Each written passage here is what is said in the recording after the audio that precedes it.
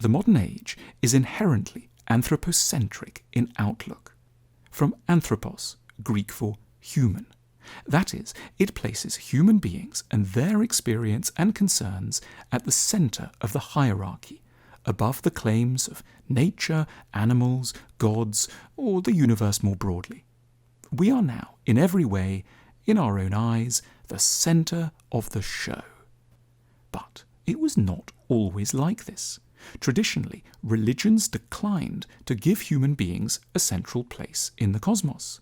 The ancient Greeks pictured their gods living on the summit of Mount Olympus and looking down upon humans with a mixture of amusement and pity. Zen Buddhism interpreted nature, with all its diverse flora and fauna, as far more important than any one kind of upright ape of questionable merit.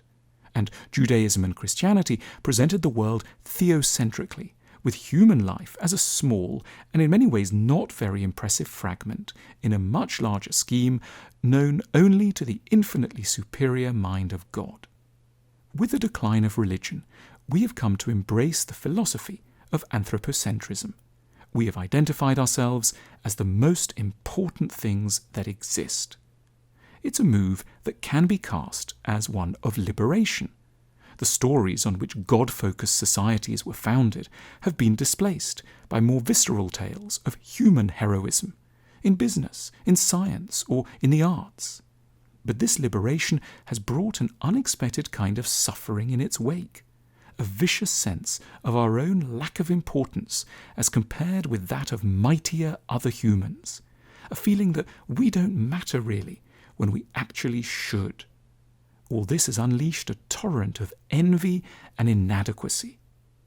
Theocentric or biocentric societies cast all our eyes upwards and reminded us that we were, every one of us, in the wider scheme, ultimately puny and forgettable propositions. But in our times, there is now no established point of reference beyond us that can matter. What happens to us here and now is framed as overwhelmingly important. It's all there is. And so, everything that goes wrong, everything that frustrates or disappoints us, fills the horizon of our being. The idea of something bigger, older, mightier, wiser, and nobler than us, to which we owe love and obedience, has been stripped of its power to console us. But though it can seem as if there is nothing left to awe or relativize us, there is. What puts us in our place and reduces us in size needn't be, as religions presumed, gods alone.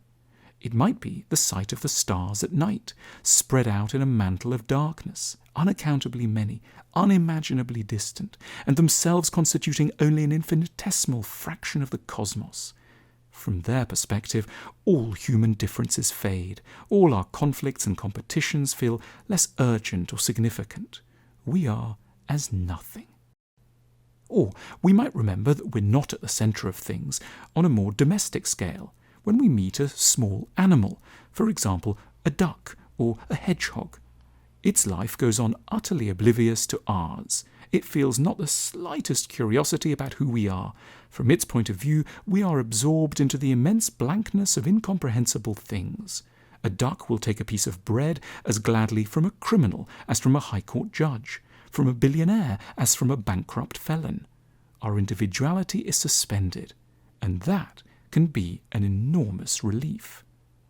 Nowadays, the sense that we are small and relatively unimportant in the universe is disorganized and fragmented. Religions used to organize it, interpret it, ensure our regular contact with it, and gave it its proper status. There do continue to be opportunities to meet with this feeling, but they are haphazard. We should take care to take them when we can. Whenever we feel overwhelmed or punishingly self-absorbed, when there's a chance of a walk in the wilderness, a look at the stars, or a few moments with an animal, we should be keen to get back in touch with that all-important feeling that we are not, thankfully, the centre of the show. Our Who Am I journal is designed to help us create a psychological portrait of who we are, with the use of some far more unusual, entertaining and playful prompts. along with bespoke psychological exercises to help develop our self-understanding. Follow the link on screen now to find out more.